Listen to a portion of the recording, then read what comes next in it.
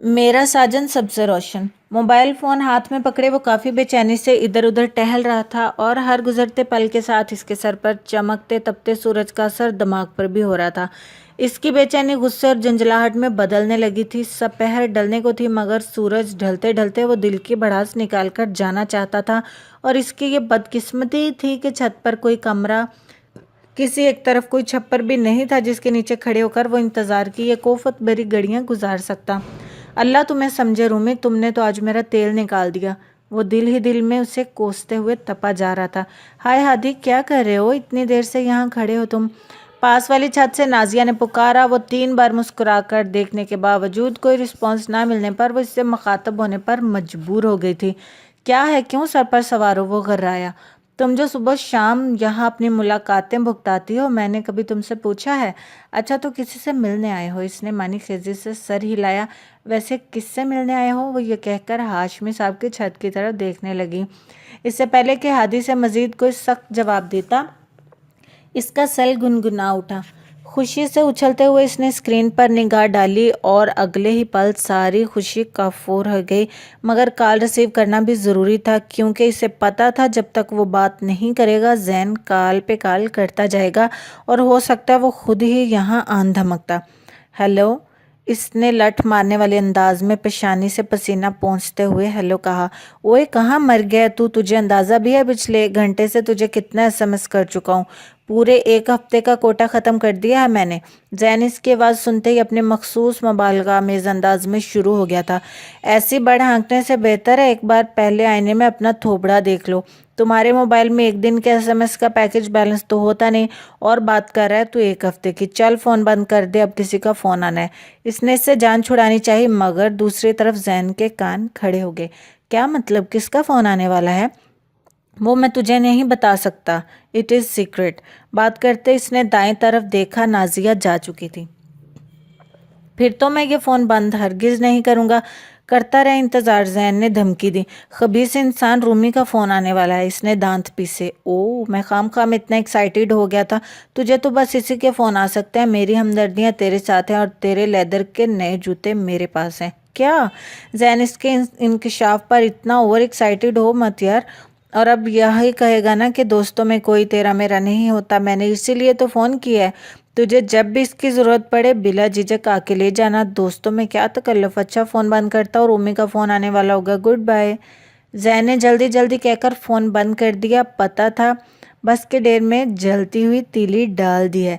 अम्मा अम्मा, वो चिल्लाते हुए नीचे आया। क्या है, क्यों बाउलों की तरह चिल्ला रहा है?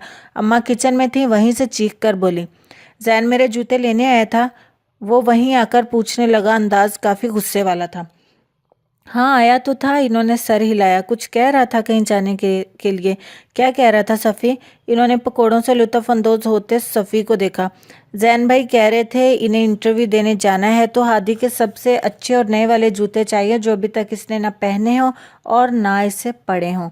केचप के चटखारे लेते हुए सफ़ी ने कहा, मगर जब इसे अपनी तरफ घूरते हुए पाया तो वो सटपटाकर बोला, ये मैं नहीं, जैन भाई कह रहे थे। तो क्यों आधा हुआ जा रहा है? ले आएगा वापस, खा नहीं जाएगा तेरे जूते। अम्मा को गुस्सा आ गया। वो पेचो ताप खा कर रह गया। दिल ही दिल में जैन का हशर करने की ठान ली। ये पकोड़े कहाँ से आए? पलटते हुए इसकी नज़र प्लेट में बचे हुए 3-4 पकोड़ों पर पड़ी तो उसने ठिठक कर पूछा। नीचे से आए हैं। सफ़ी ने जल्दी से एक पकोड़ा मुंह में रखा और दूसरा हाथ में ले लिया। फिर तो पालक के ही होंगे या आलू के? वो कुछ बेदिली से बोला। हाँ, तुम जैसे लाट साहब की औलाद हो ना, सुबह शाम ख्वान सजते हैं तुम्हारे यहाँ। वो बेचारे खलूस से मजबूर होकर कुछ भेजें, इस पर भी तुम्हारे नखरे। फिक्र मत करो, मैं भी शाम को आलू टिंडे बना रही हूँ। जेब में पैसे हों तो अपने लिए बिरयानी का इंतज़ाम कर लेना। अम्मा को पड़ोसियों के भेजे हुए पकौड़ों पर इसकी तनकीद ज़रा पसंद नहीं आई तो सफ़ी हंसने लगा।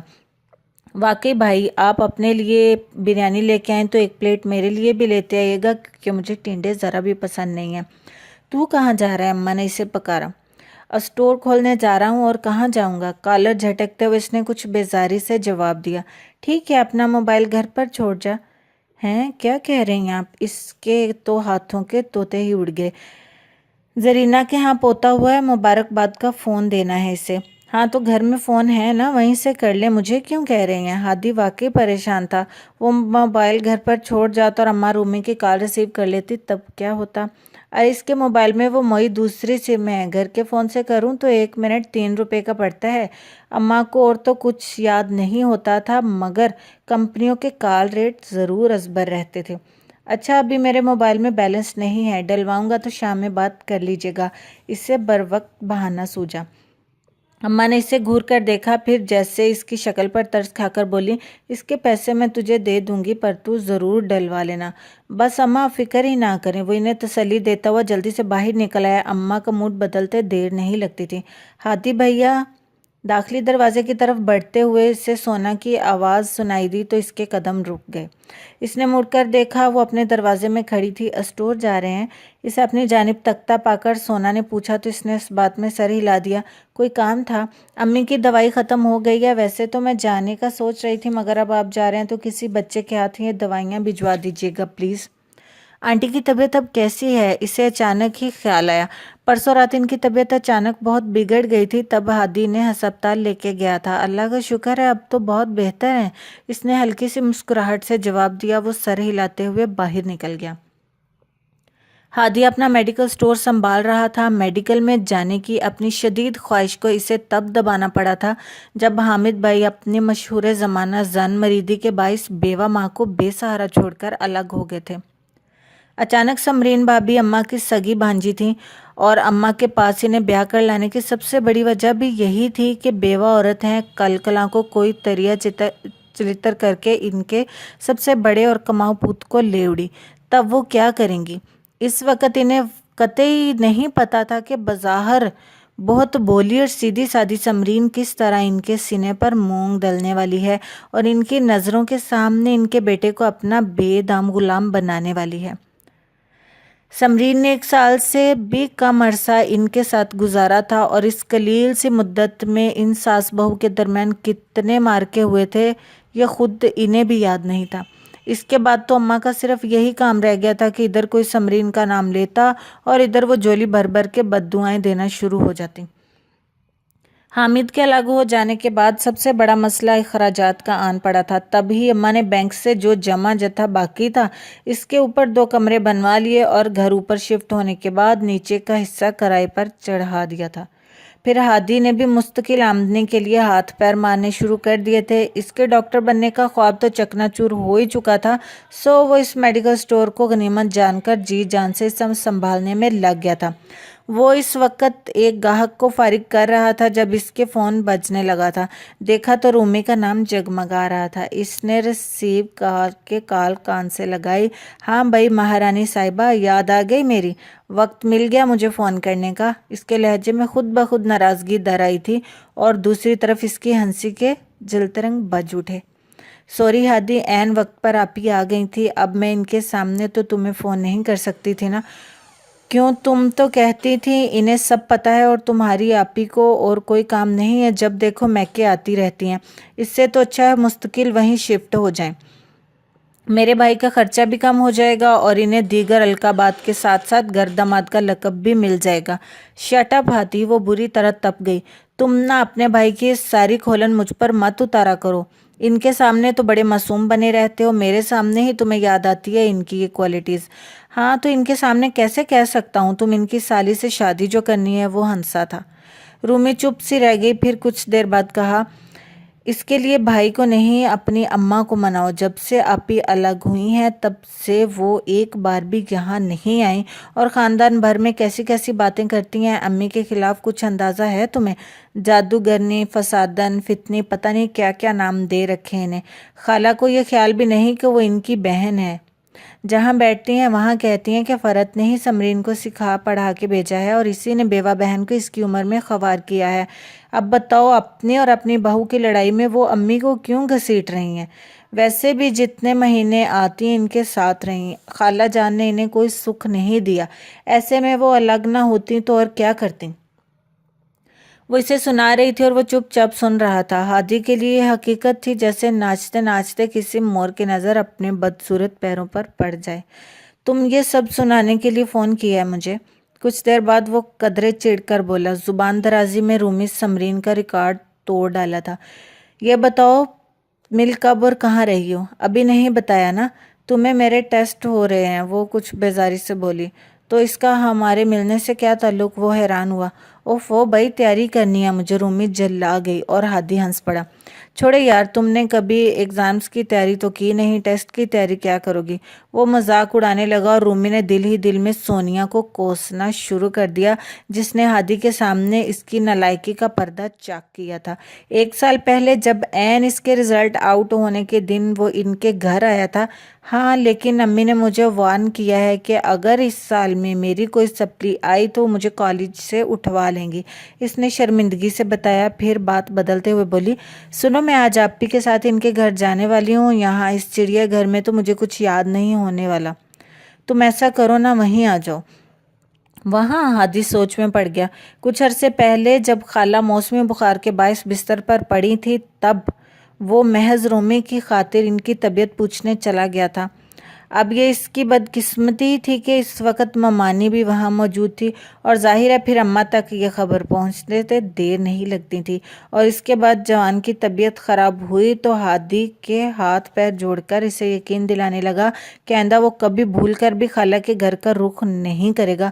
مگر اب تو بات حامد بھائی کے گھر کی تھی، جہاں وہ اس سے پہلے بھی اماں کی لا علمی میں 2-3 بار جا چکا تھا۔ تندخو سمرین بھابھی کی تیوریوں پر پڑے بل ہی سے ڈرانے کے لیے کافی ہوتے تھے۔ وہ اکثر حیران ہو کے سوچتا بھی کہ حامد بھائی ان پر کیسے فدا ہو گئے۔ جی نہیں، وہ کچھ نہیں کہیں گی، اور میں تمہیں ایک بات بتاؤں کہ وہ تمہیں بہت پسند کرتی ہیں۔ یہ رومی نے نیا انکشاف کیا تھا۔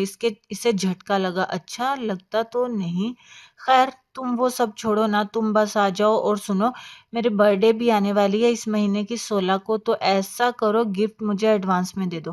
گفٹ کچھ ایسا ہونا چاہیے جس میں اپنے کالج کے فیوریٹ فنکشن میں پہن سکوں، سمجھ گئے نا؟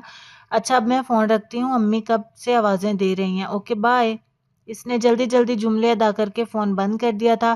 ہمیشہ ایسا ہی کرتی تھی، اپنے مطلب کی بات کہنے کے بعد وہ ہادی کی کوئی بات سننے کی زحمت نہیں کرتی تھی۔ ایک ٹھنڈی آہ بھرتے ہوئے پلٹا اور زین پر نظر پڑتے ہی چونک گیا۔ تو کب آیا؟ جب تو اپنی اس سے بات کر رہا تھا۔ زین مسکراتے ہوئے اسٹور کی اکلوتی کرسی پر براجمان ہوا۔ تیرا اکلوتا دوست، جگری یار اور سچا سجن ہونے کے ناطے مجھے تیرے مستقبل کی بڑی فکر ہونے لگی ہے یار، زین نے بے ساختہ کہکا لگایا، اور وہ قیامت تک ہونی والے ہی رہے گی۔ تو میرا دوست ہے یار، بجائے میری مدد کرنے کے مجھے یہ بتانے کے کہ میں رومی کے لیے اماں کو کیسے مناؤں تو مجھے بددعائیں دے رہا ہے۔ تعصب سے کہتے ہوئے وہ روحان سا ہونے لگا، مگر زین پر مطلق اثر نہ ہوا۔ یہ بددعا نہیں ہے میرے جگر، یہ تو دعا ہے جو میرے معصوم دل کی گہرائیوں سے نکلتی ہے۔ مگر رہنے دے، تو کہاں سمجھے گا، اس کے عشق میں تو جس طرح اپنا تن من، آج کل تو دھن جتنی بے دردی سے لٹا رہا ہے، اس سے ثابت ہو چکا ہے کہ تیرا ذہن اب کسی جوگا نہیں رہا۔ نہ تو تجھے اپنی بیوہ ماں کی وہ امیدیں نظر آتی ہیں جو وہ تجھ سے جوڑے بیٹھی ہیں، اور نہ ہی اپنے چھوٹے بھائی کا مستقبل۔ تو کہنا کیا چاہ رہا ہے؟ وہ ہونٹ چبانے لگا۔ تجھے لگتا ہے میں حامد بھائی کی طرح انہیں چھوڑ جاؤں گا؟ یقیناً ایسا نہیں ہوگا، مگر تو رومی کا خیال دل سے نکال دے۔ زین بھی سنجیدہ ہو گیا۔ یعنی سارے مسئلے کی جڑ رومی ہے؟ ہادی نے ایک گہری سانس لی۔ اول تو اس کی بہن کے جھیلنے کے بعد تجھے اس کی بھلائی کی توقع رکھنی ہی نہیں چاہیے تھی۔ پھر بھی اگر تیرا دل پاگل ہو کر اس پر آ گیا ہے تو تیرے لیے یہی کافی ہے کہ تو اسے بس چھوڑ دے۔ کم از کم اب تو اس کے رنگ ڈھنگ کچھ دیکھ کر سمجھ لے، خبردار ہو جا۔ ہر بار وہ تجھ سے کچھ نہ کچھ اینٹھنے کے لیے کوئی نئی فرمائش کرتی ہے، اور تو اسے پورا کرنے کی فکر میں ہلکان ہوتا رہتا ہے۔ وہ بھی اچھی طرح جانتی ہے یہ بات کہ تو اپنے گھر کا واحد کماؤ پوت ہے۔ تو بھی یہ بات جانتا ہے کہ تیری بھولی بھالی سیدھی سادی اماں کبھی آ کر اسٹور کا حساب کتاب چیک نہیں کر سکتی، تجھ سے جواب دہی نہیں کرتی۔ خرچ تیرے ہاتھ میں ہے، اور تو اپنی آمدنی کے واحد ذریعے سے حاصل ہونے والے حلال کمائی کو بے دردی سے اس پر لوٹا رہا ہے۔ میں تو شکر کرتا ہوں کہ یہ میڈیکل اسٹور ہے، جنرل اسٹور نہیں، ورنہ ان کے گھر کے مہینے بھر کا راشن بھی یہیں جاتا، اور وہ کبھی نہ ملنے والے ادھار پر۔ اسے کچھ سنجیدہ موڈ میں محسوس کر کے زین نے اچھی خاصی تقریر کر ڈالی۔ تجھے لگتا ہے وہ مجھے الو بنا رہی ہے؟ ہادی نے اسے دیکھا۔ بالکل نہیں، زین نے جھٹ نفی میں سر ہلایا۔ وہ تو پہلے سے ہی ہے۔ اب تو تجھ میں گدھے والی خصوصیت پیدا ہونے لگی ہیں، جو بوجھ ڈھونڈتا ہے، 2 وقت گھاس چرتا ہے، موڈ میں ہو تو خرمستیاں کرتا ہے اور سوچنے سمجھنے کا کام اپنے مالک پر چھوڑ دیتا ہے۔ جتنی بکواس کرنی ہے کر لے، کسی دن میں تجھے زہر کا انجیکشن لگا کے اس دنیا سے فارغ کر دوں گا تو میرا نام بھی ہادی عبدالودود نہیں۔ ہادی نے غصے پر عزم انداز میں چہرے پر ہاتھ پھیرا۔ زین چونک گیا۔ اچھا، تو تیرے پاس زہریلے انجیکشنز کا اسٹاک بھی ہے؟ مجھے پہلے سمجھ لینا چاہیے تھا۔ یہ جو آئے دن عجیب و غریب کمپنیوں کے عجیب و غریب بندے بیٹھے رہتے ہیں، تیرے پاس اس کا کچھ نتیجہ تو نکلے گا۔ سدھر جا اس سے پہلے کہ جیل کی ہوا کھانی پڑے۔ ہادی جو لب بھینچے سے دیکھ رہا تھا، کوئی کسیلا جواب دینے کے لیے ایک دم سے چپ ہو گیا۔ پر ایک گاہک کی آمد ہو گئی تھی۔ ہادی بھائی 50 کا لوڈ کر دیں اس نمبر پر۔ وہ محلے کا ہی لڑکا تھا۔ اسے دیکھتے ہی ہادی کو سونا کی تاکید یاد آئی۔ ہاں کرتا ہوں، تم پہلے میرا ایک کام کر دو، اس نے دوائیوں کا شاپر اس کے سامنے رکھتے ہوئے کہا۔ یہ دوائیاں جا کر ہمارے کرایہ دار کے ہاں دے آؤ، سونا باجی کے گھر۔ اس نے تصدیق چاہی۔ وہی سیدھے وہیں جانا، ادھر ادھر گھومنے کی کوئی ضرورت نہیں اور واپس یہاں آنے کی بھی ضرورت نہیں ہے، تمہارا بیلنس لوڈ ہو جائے گا۔ یہ سونا کون ہے؟ اس نے پلٹتے ہی زین سے پوچھا۔ تو نہیں جانتا؟ ہادی نے تعجب کا اظہار کیا۔ چاندی کا شوہر؟ زین نے کچھ سوچ کر اپنے تئیں صحیح جواب دیا۔ یہ چاندی کون ہے؟ اس نے کمر پر ہاتھ رکھتے ہوئے اس سے گھورا تو زین بری طرح چڑ گیا۔ بتاؤ نا کون ہے یہ سونا؟ ہمارے نئے کرایہ دار، بلکہ نئے تو نہیں رہے، اب تو انہیں 4-5 مہینے ہو رہے ہیں۔ ہادی نے فریزر سے بوتل نکال کر اس کی طرف اچھالی، جیسے اسے فوراً ہی مہارت سے کیچ کر لیا۔ تھینک گاڈ، تجھے جیسے زہریلے انسان سے تو میں واقعی کسی زہریلے انجیکشن کی توقع کر رہا تھا۔ اس نے ٹھنڈی بوتل سے بڑا سا گھونٹ لیا۔ ویسے کمال ہے یار، انہیں یہاں شفٹ ہوئے 5 مہینے ہو رہے ہیں اور مجھے پتہ بھی نہیں چلا۔ جب ہی میں کہوں، آج کل تمہاری اور میرے جیسی صورت اور وینا جیسی ڈریسنگ والی کرایہ دار دروازے میں کھڑی نظر کیوں نہیں آتی؟ تجھے تو بڑا افسوس ہو رہا ہوگا۔ ہادی نے ہنس کر اس پر چوٹ کی۔ ہاں، میں تو جیسے اسی کے لیے تیری گلی کے چکر کاٹتا ہوں۔ زین کو غصہ آ گیا۔ تب کیوں چڑھ رہی ہے؟ اس کی وجہ سے تو بہت سے لوگوں نے اپنا روٹ چینج کر کے اس گلی سے گزرنا شروع کر دیا ہے۔ میں نے سوچا کیا پتا تیرے دل پھینک فطرت نے بھی تجھے مجبور کر دیا ہو۔ ہادی اب دل جلانے والی مسکراہٹ سے کہتے ہوئے بدلہ چکانے والا تھا۔ ویسے پہلے اس نے کافی شرافت کا مظاہرہ کیا تھا، مگر جیسے جیسے اس نے پرپرزے نکالے، اماں کو دیکھ کر اختلاج قلب ہونے لگا۔ اس سے پہلے کہ اس کی وجہ سے میری اکلوتی پیاری اماں کو کوئی بڑا جھٹکا لگتا، میں نے اسے گھر خالی کرنے کا نوٹس دے دیا۔ حالانکہ کرایہ دینے میں اس نے کبھی اڑی نہیں کی تھی، بلکہ مقررہ تاریخ سے پہلے وہ اوپر آ کر کرائے کے ساتھ ساتھ اکثر بریانی اور قورمے کے ڈونگے بھی دے جاتی تھی۔ اب کہ ہادی نے سنجیدگی سے بتایا۔ تو لوگوں نے یہ مکان دیتے وقت کسی قسم کی چھان بین نہیں کی تھی؟ کیسے چھان بین کرتے یار؟ ہم تو سمجھ رہے تھے کہ چلو صرف میاں بیوی ہیں، زیادہ جھنجھٹ نہیں ہے۔ یہ تو اس کے شوہر کے دبئی سدھارنے کے بعد ہی ہمیں اس کے لچھنوں کا اندازہ ہوا۔ اللہ معاف کرے، ہادی نے کانوں کو ہاتھ لگایا۔ اماں کو تو میری وجہ سے بھی لگنے لگا تھا کہ کہیں میں اس کے چکر میں نہ پڑ جاؤں، کیونکہ 2-3 بار وہ مجھے اپنے گھر بھی بلا چکی تھی۔ کبھی پانی کا مسئلہ ہوتا، کبھی بجلی کی لائن میں گڑبڑ ہو رہی ہوتی۔ ہادی کے ہونٹوں پر مسکراہٹ آ گئی تھی۔ اور یہ لوگ؟ زین نے سوالیہ نظروں سے اسے دیکھا۔ نہیں یار، یہ لوگ تو بڑی شریف اور خاندانی ہیں، بیوہ خاتون اور ان کی 2 بیٹیاں، خود بھی ریٹائرڈ ٹیچر ہیں اور بڑی بیٹی بھی کہیں ٹیچنگ کرتی ہے۔ سب سے بڑی بات یہ ہے کہ اماں ان سے بہت خوش ہیں۔ ویسے اگر تو اپنی پرانی کرایہ دار کو ہمارے ہاں بھیج دیتا تو زیادہ اچھا نہیں تھا؟ ہماری بلڈنگ کے 1st فلور کا فلیٹ کب سے خالی پڑا ہے؟ زین نے اٹھتے ہوئے کہا تو ہادی سے گھورنے لگا۔ لگتا ہے اس نے تجھ پر اچھا خاصا اثر ڈالا ہے، تو کافی متاثر ہے اس سے۔ اس صورت میں تو بالکل نہیں جیسے تو سوچ رہا ہے، میں اس کی بریانی اور قورمے سے مستفید ہونے کی سوچ رہا تھا۔ زین نے اصل وجہ بتائی۔ بابیوں کے پکائے بدمزہ کھانے کھا کر میرا تو دل اس دنیا سے اچاٹ ہو گیا، قسم سے۔ تو شادی کیوں نہیں کر لیتا؟ ہادی نے مخلصانہ مشورہ دیا۔ پہلے نوکری تو کر لوں، ورنہ بھائیوں کی کمائی کے بیوی پالنے کے الزام بھی لگ جائے گا مجھ پر۔ وہ ہنس کر بولا۔ نوکری سے یاد آیا، تیرے انٹرویو کا کیا بنا؟ کس انٹرویو کا؟ وہ چونکا۔ وہی جس کے لیے تو نے میری جوتیاں گھسائی تھی۔ ہادی کو یاد کر کے نئے سرے سے غصہ چڑھنے لگا۔ دانت پیس کر جتایا اور زین نے اس پر کہکا لگایا تھا۔ اس سے پہلے تمام انٹرویوز کا ہوتا ہے، تیرا کچھ نہیں بن سکتا۔ وہ تعصب سے سر ہلا کر رہ گیا۔ اور تیرا بہت کچھ بن سکتا ہے، بس اس رومی نام کی بلا سے پیچھا چھڑا لے۔ وہ جاتے جاتے بھی اسے چھیڑنے سے باز نہیں آیا تو ہادی تلملا کر رہ گیا۔